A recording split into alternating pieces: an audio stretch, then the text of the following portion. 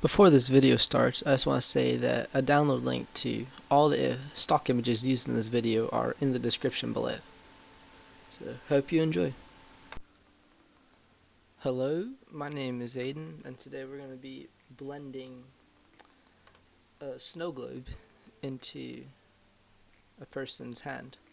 It will be a snow globe, or the person's hand, then the snow globe, and then we'll put a moon as the snow globe, and we'll replace this thing right here. First thing we're going to do is have our hand sticking out. Then we gotta take our snow globe and we have to cut out our snow globe. So let's enable that layer. Press W and select subject.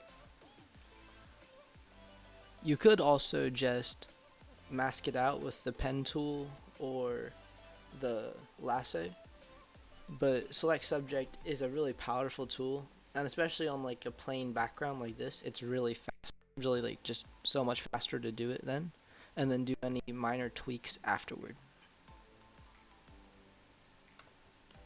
Okay, so the snow globe has finished being selected, and now just gonna hit the mask button down here. So you can see our snow globe is masked out.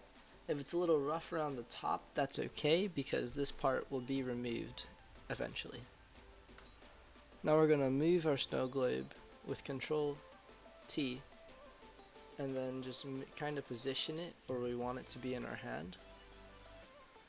And then we're gonna convert it to a smart object by right clicking and going up to convert to smart object. This will keep the snow globe from becoming too blurry or pixelated if we resize it. So just get it to where you feel it looks good in the hand, and then move on to the next bit.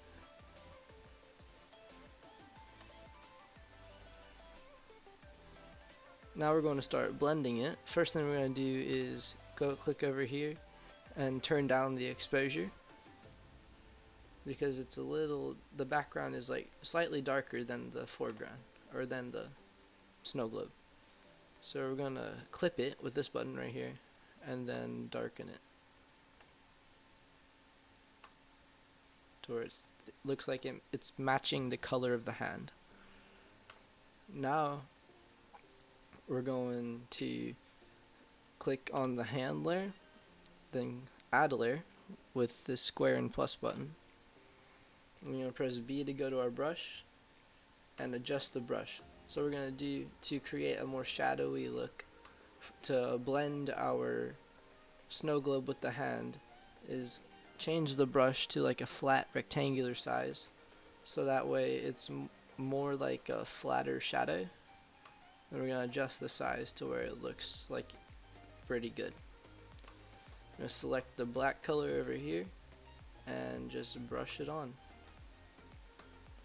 Make sure your opacity is set to 100% because this will be adjusted later. So just paint very lightly around the edges. Don't overdo it because the light is coming from above in this picture. Just kind of get the edges. If you mess up, you can press E to erase because this is a completely different layer, so it won't mess up anything else. Once that's painted, go over to the blending layer here, change it from normal to multiply.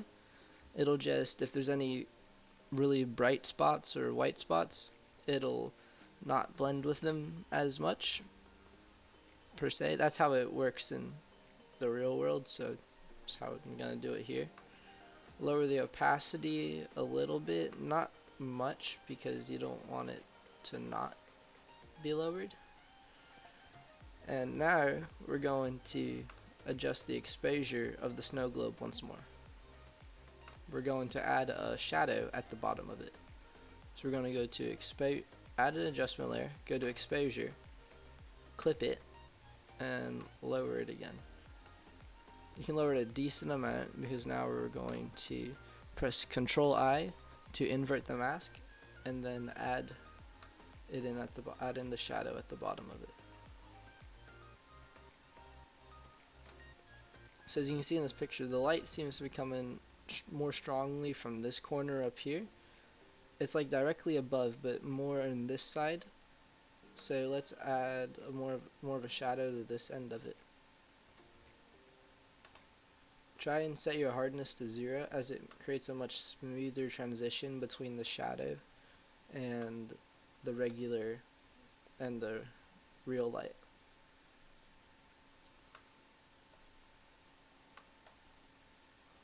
Also, you do not have to paint on the snow globe because this part will be removed next.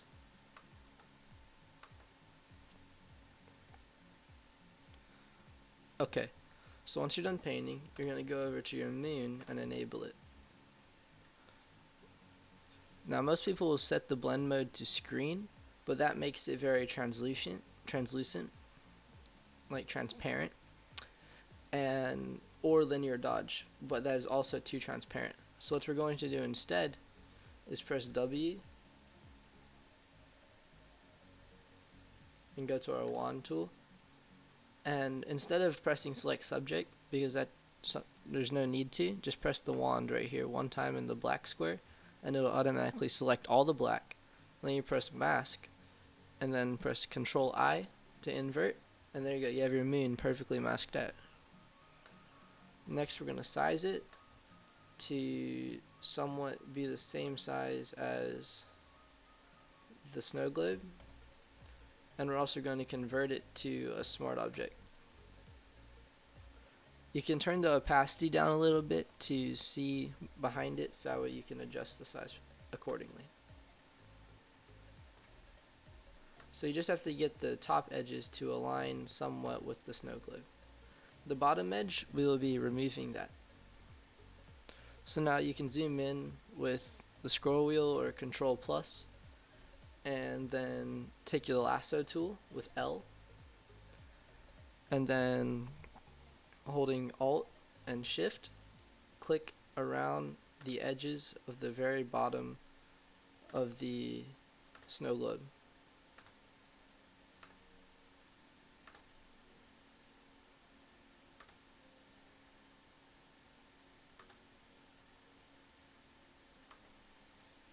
Once that's done and you have the edge selected, you can just go a big loop around the rest of the moon.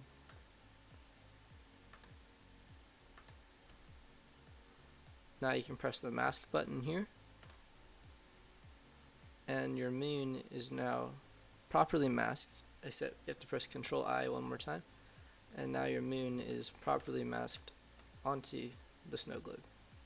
If it looks a bit odd, you can go to the brush tool and adjust the edges a little bit, because that happens sometimes. Change it back.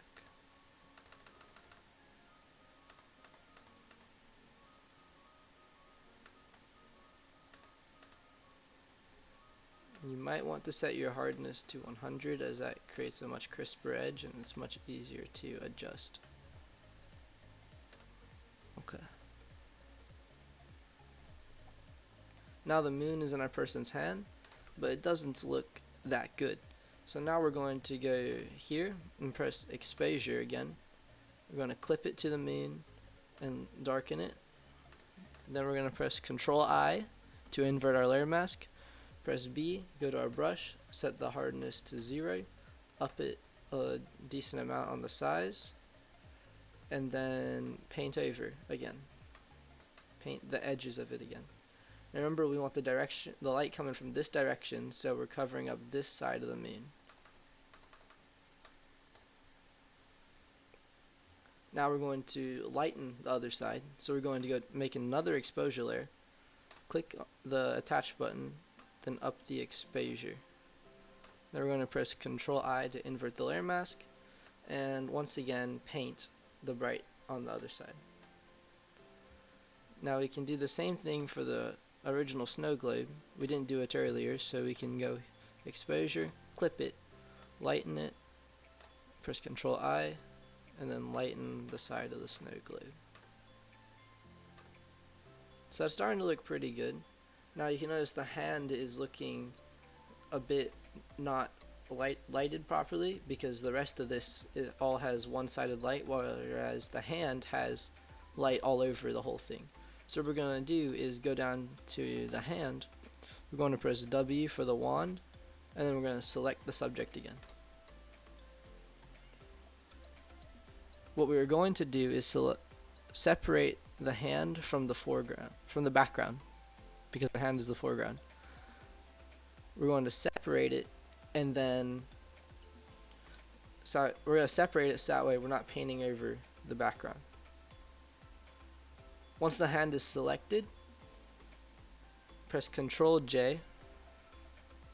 So you duplicate the layer, but it automatically has a mask. So now the hand is the only thing selected.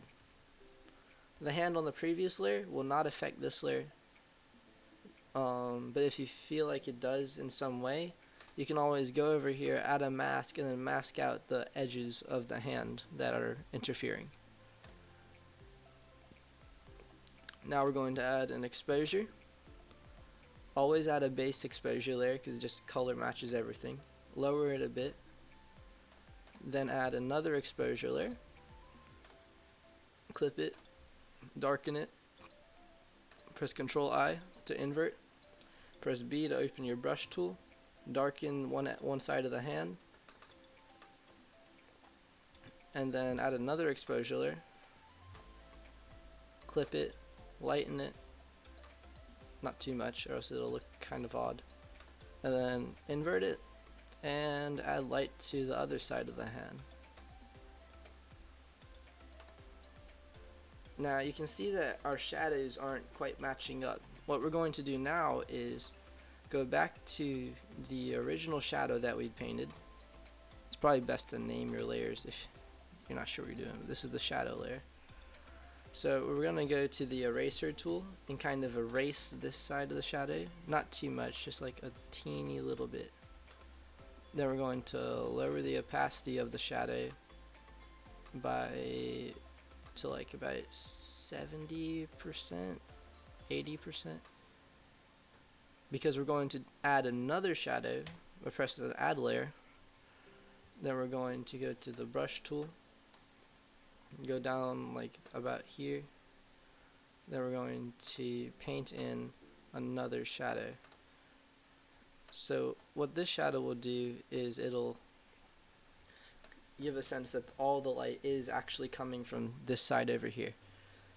So now we're going to clip this shadow to our hand layer. So we're going to drag it down where it's here, hold Alt, and then click, and then it attaches it to the hand. Now we're going to set it to multiply and lower the opacity a little bit.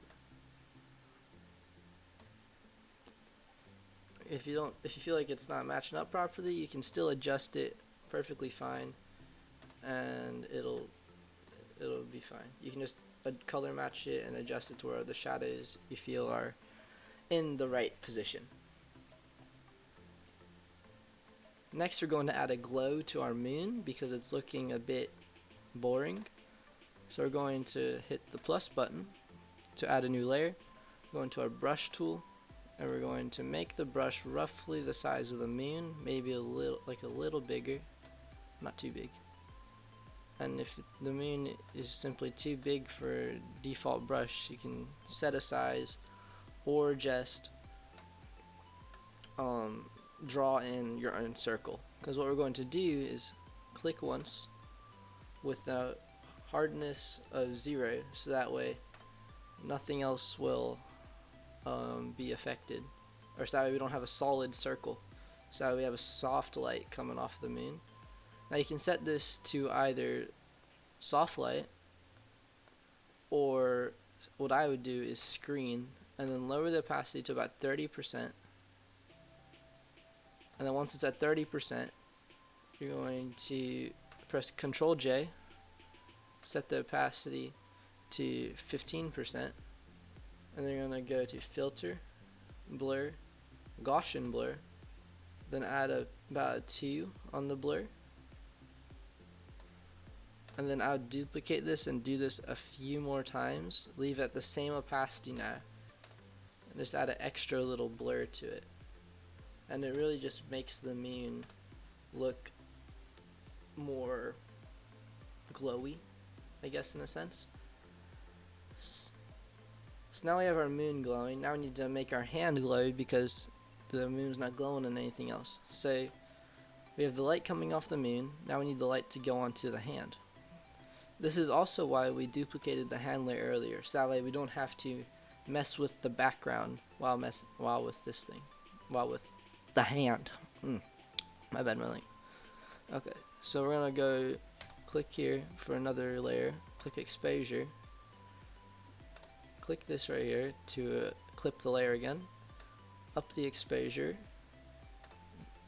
then press Ctrl I, and now we're going to lower our brush size to something not very big. Let's go about 45. Okay. And now you can just kind of highlight different parts of the hand that are being highlighted by the moon, that the moon is touching. If you have a large portion like this finger right here that the whole thing should be covered, cover the whole thing in the highlight and then make your brush bigger, about 100 something slightly bigger than what it usually is. Then go to 30% opacity and then slightly just click off the edges. Oh, then switch over to black so that way you're covering it up. And click off it and it'll make a slight fall off in the light. It's not the most perfect way to handle it, but it works, so I use it. Now we're going to lower the brush back again and continue painting.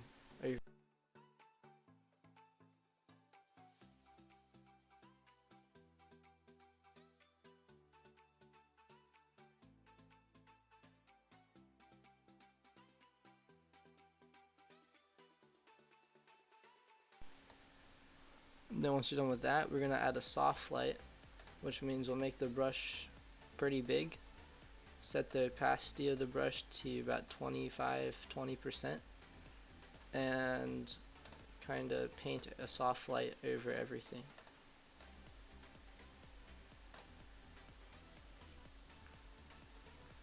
Don't overdo it though, or else it'll become too dark and it'll look messy and ugly. Next thing we're going to do is add the shine from the light onto everything else. So what we're going to do is we're going to go up here to the top, press the plus button, go to our brush, make the brush quite big, set the color to white, zoom out, and set the brush opacity to 100% and just kind of paint out the edges here.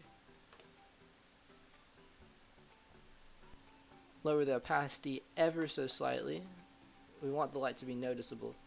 And then we're going to add the light that's shining off of everything else. So first we're going to do the moon. We're going to go to exposure. We're going to add an exposure layer.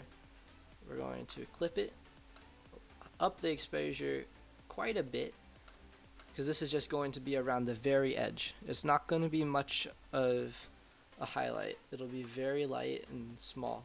So there we go. You have it set to something like 30. Paint the very, very edges.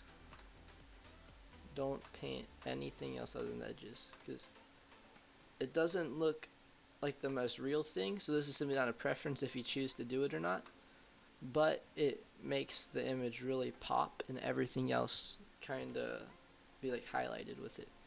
Now we're going to do the same thing to the snow globe. We're going to add an exposure layer, clip it, up it like a lot. And we're going to press Ctrl I to invert mask, plus plus. Now we're going to highlight it, the very edges.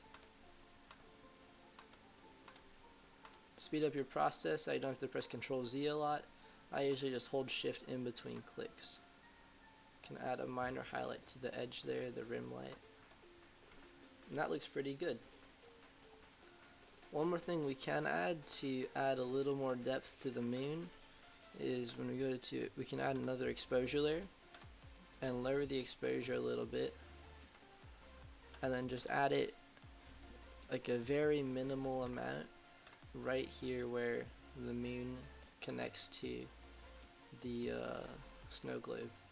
Just looks a little more real and doesn't look that bad. It adds a very minimal amount of touch, but it's very like small details that you don't notice, but they're.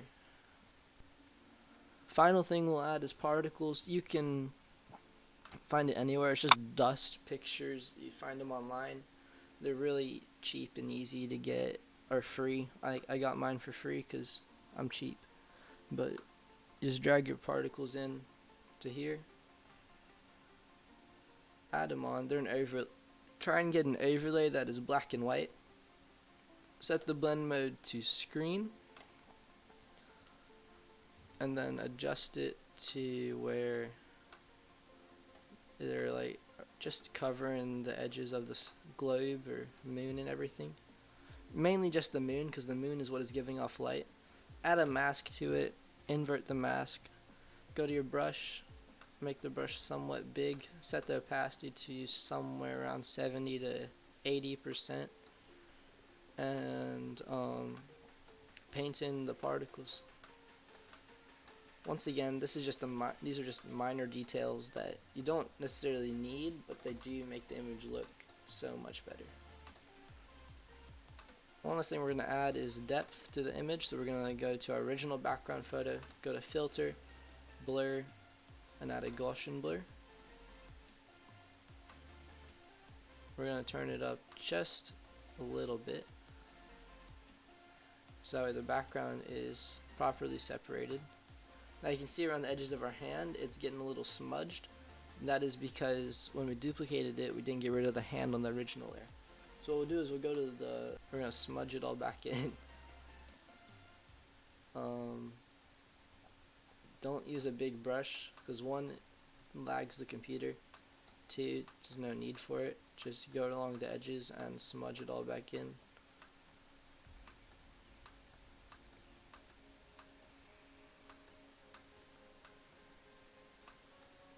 There we go.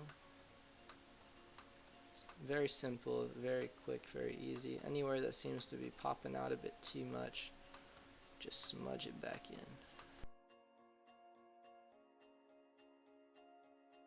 Now one final thing we're going to add is our background light. We're going to go to a new layer, make sure it's behind the hand layer but in front of the back layer.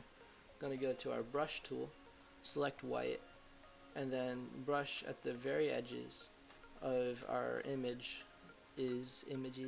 with this white light right here. Only do it from the side that the light is coming from, and it'll look pretty dope.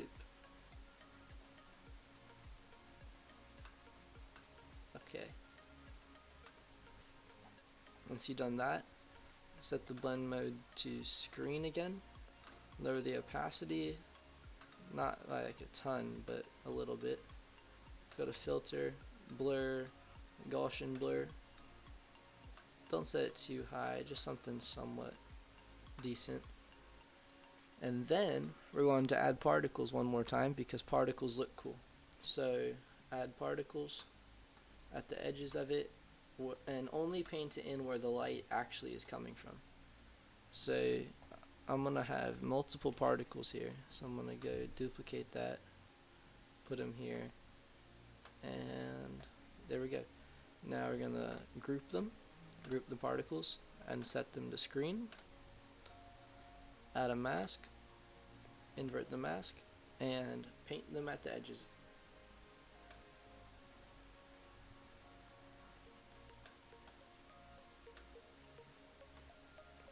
Once again, this is just a very subtle detail, but you can tweak it and stuff, and it just looks so clean. It's a super nice detail that not many people notice, but it looks good. You can go in and just brush in more if you realize, oh, I should have put some there. And yeah, it looks really nice as a little overlay. So just continue adding stuff to it.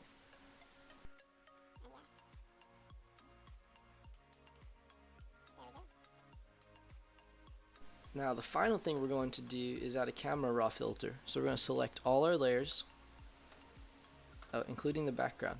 Can't forget the background. Select all our layers and group them into one. Now we're going to press Ctrl J, hide our previous layer, go to filter, convert for smart filters, press enter. And then the first thing we're going to do is add a blur gallery tilt shift blur.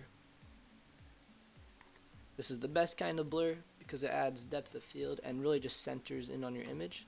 So we're gonna pull the depth of field into where it will cover, or it's centered, sandwiched. Both the lines are basically centered on the moon, or whatever you want to focus on. If you want to focus on the base of the stand instead, hey, that's all you can center it on there instead. But this really just draws the eye towards the subject, or whatever you want the person to look at. Now we're going to add our final thing, which is our camera raw filter.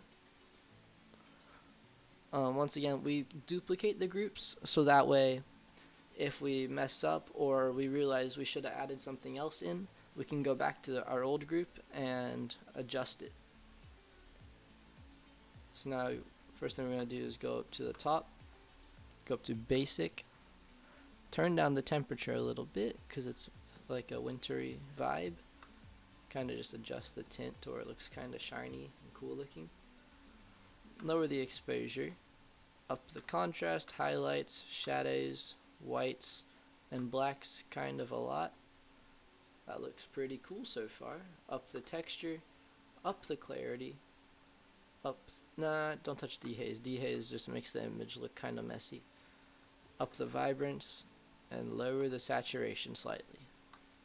That looks pretty good so far. Now we're gonna add some oomph to the image by lowering the blacks here and upping the whites on the S curve. Now we're going to go down to detail, only sharpen it ever so slightly. Brings out the minor blacks that are really important.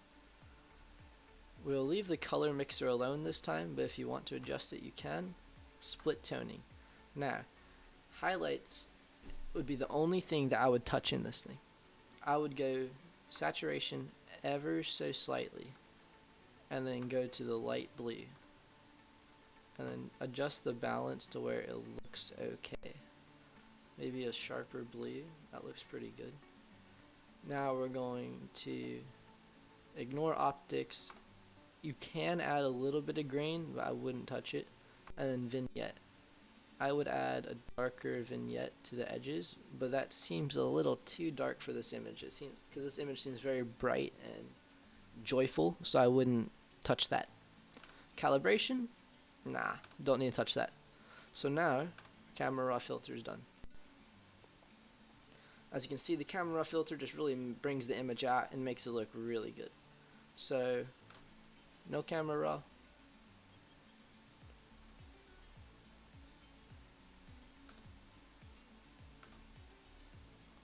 And with camera raw.